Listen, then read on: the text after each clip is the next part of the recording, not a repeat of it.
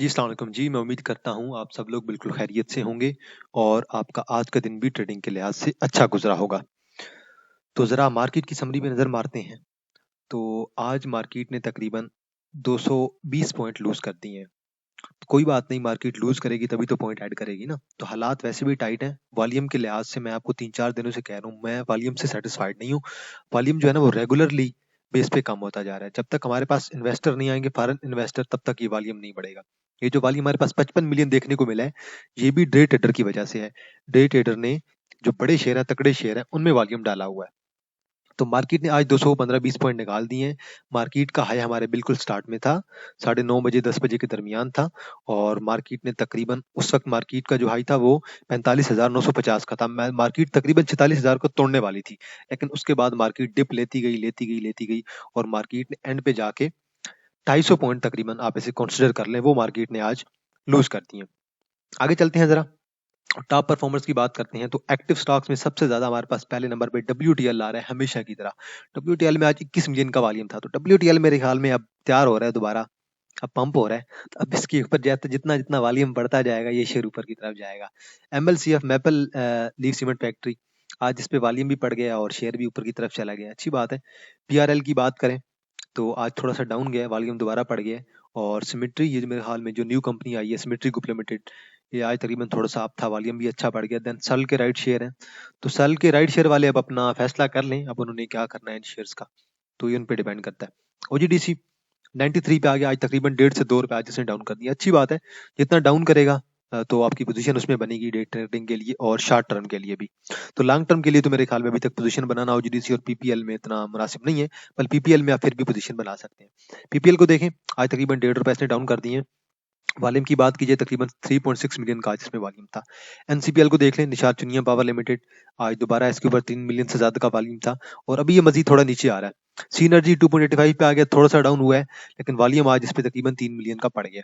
तो सीनर्जी वाले मेरे ख्याल में फ्यूचर में एंजॉय करेंगे जल्दी, तो इन्हें मार्केट मेरे ख्याल में अच्छा गेन देने वाली है जल्दी। तो ग्राफिकल व्यू पे चलते हैं और देखते हैं कि टॉप 10 सेक्टर्स कौन से हैं। तो टेक्नोलॉजी एंड कम्युनिकेशन सेक्टर आज सबसे ज्यादा वॉल्यूम पड़ा है। चले जी, अच्छी बात है, जिनके पास है एंजॉय करें। सेक्टर नहीं चल रहा था अच्छे से, अब चलेगा। और सीमेंट को देख लें, आज सीमेंट पे वॉल्यूम पड़ गया है। सीमेंट वाला सेक्टर अगर चल गया ना 3-4 दिन और ऐसे, मेरे ख्याल में सीमेंट के आपके सारे शेयर्स निकल जाएंगे। उसके बाद रिफाइनरी पे वॉल्यूम पड़ा है। देन हमारे पास कमर्शियल बैंक्स में, रिफाइनरी कल भी चली थी, आज फिर चल गई है।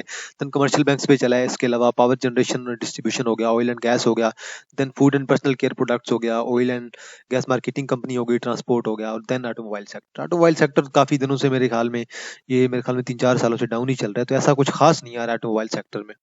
बहरहाल न्यू हुकूमत आएगी तो इंशाल्लाह सब कुछ अच्छा परफॉर्म करेगा। वॉल्यूम की बात की जाए, इधर से स्टार्ट करते हैं। सीनर्जी 3 मिलियन, टेली 3 मिलियन, और Nishat Chunian power limited 3 million, PPL 3.5 million, OGDC तकरीबन 4 मिलियन कर लें। सरल के राइट शेयर देख लें, 3.9 मिलियन 4 कर लें। और SIM symmetry 4 million, PRL 4.5 million, और MLCF 8.5 मिलियन। तो वॉल्यूम सिर्फ आज जो 10 मिलियन से ज्यादा था वो सिर्फ एक ही शेयर पे था, वो था WTL पे। तो ये जो नेगेटिविटी आ रही है ना, ये नेगेटिविटी आप लोगों को सजेस्ट कर रही है कि मार्केट बहुत ज्यादा नेगेटिव है, मार्केट में कुछ अच्छी खबर नहीं आ रही है। तो जो लोग एंट्री ले रहे हैं वो डे ट्रेडर हैं। तो ये जो 54-55 जो मिलियन आपका वॉल्यूम पड़ रहा है, ये डे ट्रेडर की वजह से पड़ रहा है। वो बाई करते हैं और जो ही शेयर उनका थोड़ा सा ऊपर चलता है, वो शेयर को सेल कर देते हैं। तो करंटली ऐसे ही चल रहा है मार्केट में ये शेयर। मैं तो कहता हूँ इन सब शेयर पे अगर 10-10 मिलियन से ज्यादा वॉल्यूम होता ना, तो अब हमें मार्केट को चाहिए एक न्यूज। अगर एक तगड़ी न्यूज आएगी, ये सारे सेक्टर आपके परफॉर्म करने लग जाएंगे इंशाल्लाह। तो एक न्यूज चाहिए आपको, एक इलेक्शन की न्यूज आती है, IMF से न्यूज आती है, चाहे जहां से आती है। तो अपर कैप में आज CHAS कुछ भी नहीं है, ये भी कुछ नहीं है, और QUET मेरे ख्याल में ये भी कुछ नहीं है। आज अपर कैप में कुछ खास नहीं है, लोअर कैप में कुछ ना कुछ होना चाहिए, एक दो। तो ASTM जरा इसको देख लीजिएगा आप लोग, तो 65,000 इस पे वॉल्यूम है। देन BAPL, इसका भी मुझे आइडिया नहीं है, तो इस पे अच्छा वॉल्यूम था। देन IML होगा, इंपीरियल होगा, अल्लाह जाने, और MEHT, तो ये कुछ भी नहीं है मेरे ख्याल में। आज अपर लाख में भी कुछ नहीं है और लोअर लाख में भी कुछ नहीं है। तो ये चीज सजेस्ट कर रही है कि मार्केट में कुछ भी नहीं है ओवरऑल डिस्कस करने के लिए।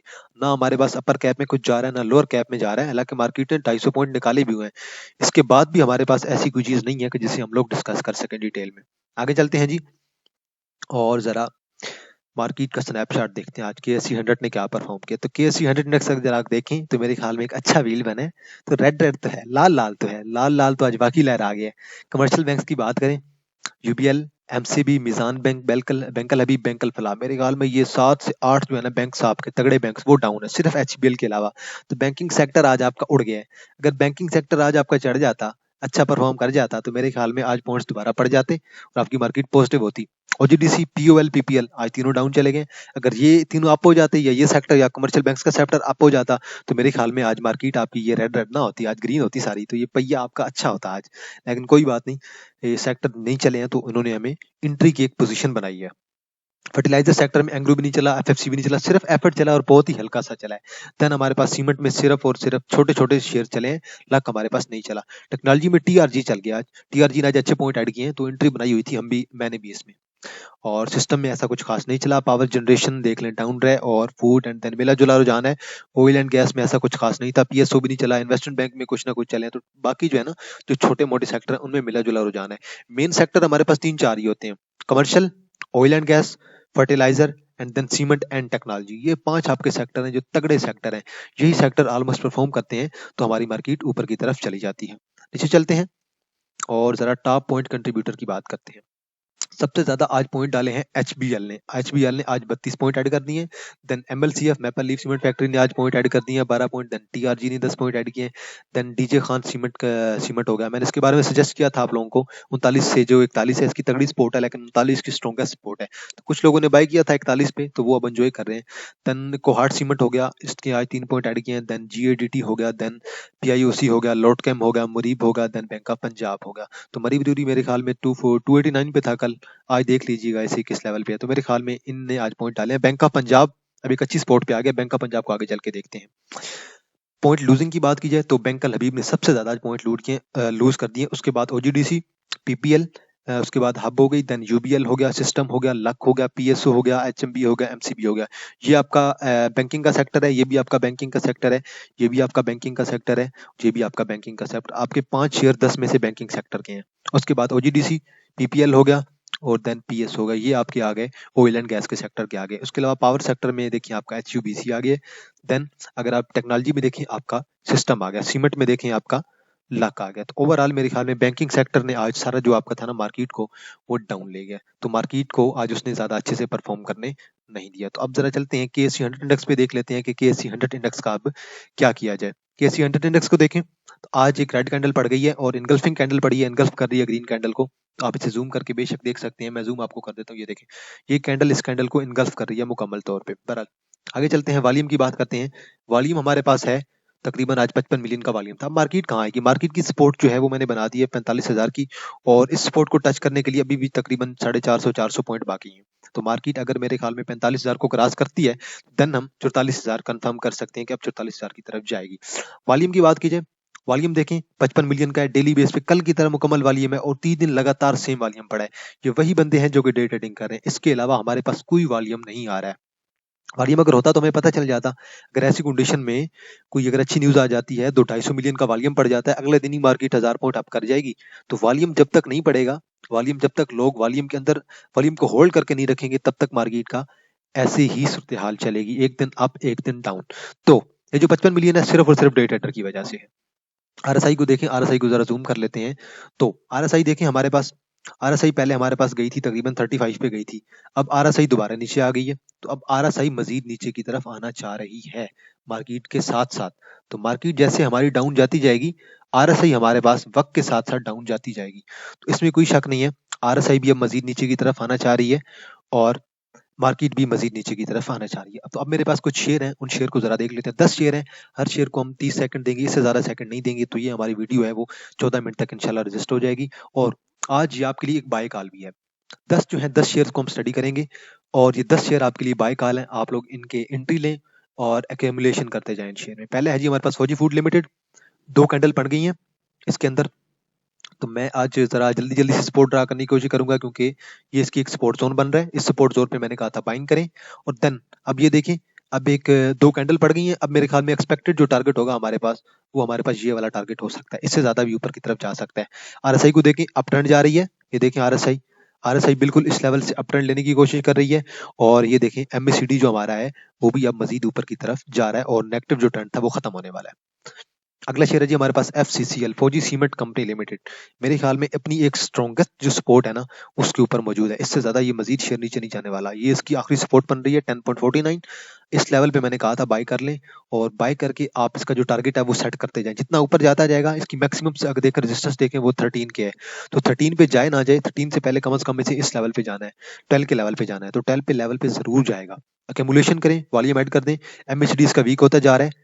MACD को अगर गौर से देखें तो MACD अब ऊपर की तरफ ट्रेंड लेने की कोशिश कर रहा है। MACD भी ऊपर की तरफ जाने की कोशिश कर रहा है, और RSI का भी यही ट्रेंड है। तो जब ऐसी पॉजिटिविटी हमें मिलेगी शेयर्स में, अगर यहाँ पे अगर एक हमें सपोर्ट मिल जाए ना, एक न्यूज की तगड़ी सपोर्ट की, तो मेरे ख्याल में ये सारे शेयर आपके चल जाएंगे। आगे चलते हैं जी। एफर्ट को देखें। एफर्ट 77.6 पे आ गया। एफर्ट की मैं सिर्फ आपको एक सपोर्ट जोन बना के दूंगा, एक सपोर्ट जोन बना के दूंगा, वहां पे आप लोग बाइंग करते जाएं।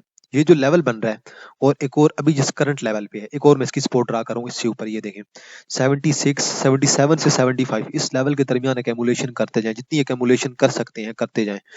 फ्यूचर में ये शेयर आपको तकरीबन 84-85 पे आपको दिखेगा। 85 में जाके आप लोग सेल कर देंगे। तो ये एकमुलेशन का तरीका, ये अपनी स्ट्रॉन्गेस्ट सपोर्ट पे है। अगले शेयर पे चलते हैं। अगला शेयर हमारे पास EPCL। ईपीसीएल को मैं आपका ट्रेड आइडिया देता हूँ, आपने ट्रेड करनी कैसे है।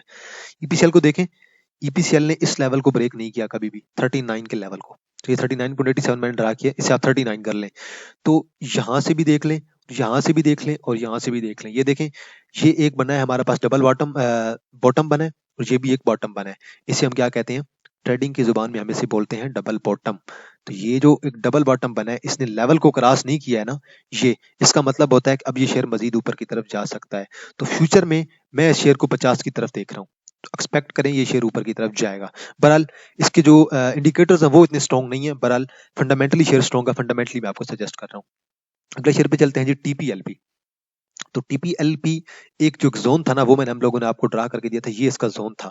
इस जोन को उसने ब्रेक किया है, और ऊपर से इसका जो जोन बन रहा था ना, तो ये मैं आपको यहाँ पे ड्रा कर देता हूँ। तो ये मैंने आपको ऑलरेडी आप लोगों के साथ डिस्कस हो चुका है। तो मजीद डिटेल में डिस्कस करना मेरे ख्याल में मुनासिब नहीं होगा। ये देखिए, ये एक जोन था, यहाँ पे ब्रेकआउट मिला डाउन की तरफ। अब इसकी जो सपोर्ट बन रही है मेरे ख्याल में बन रही है 11 की, 11.50 की। तो अब मैं जो आपको सजेस्ट कर रहा हूँ कि अभी जिस लेवल पे है, इस लेवल से नीचे, और ये जो दो जोन बन रहे हैं, दो सपोर्ट, इन दो सपोर्ट जोन के दरमियान आप लोग बाइंग करते जाएं। RSI देखिए नीचे आ गई है, अब ये शेयर तकरीबन ओवरसोल्ड होने वाला है, और MACD अभी मजीद थोड़ा सा नीचे जाएगी। तो बाइंग करते जाएं। मजीद आपका जो टारगेट होगा वो हम तकरीबन 14 पे लेके जाएंगे, और 14-15 पे हम शेयर इसको निकाल देंगे। अगला शेयर जी हमारे पास बैंक ऑफ पंजाब।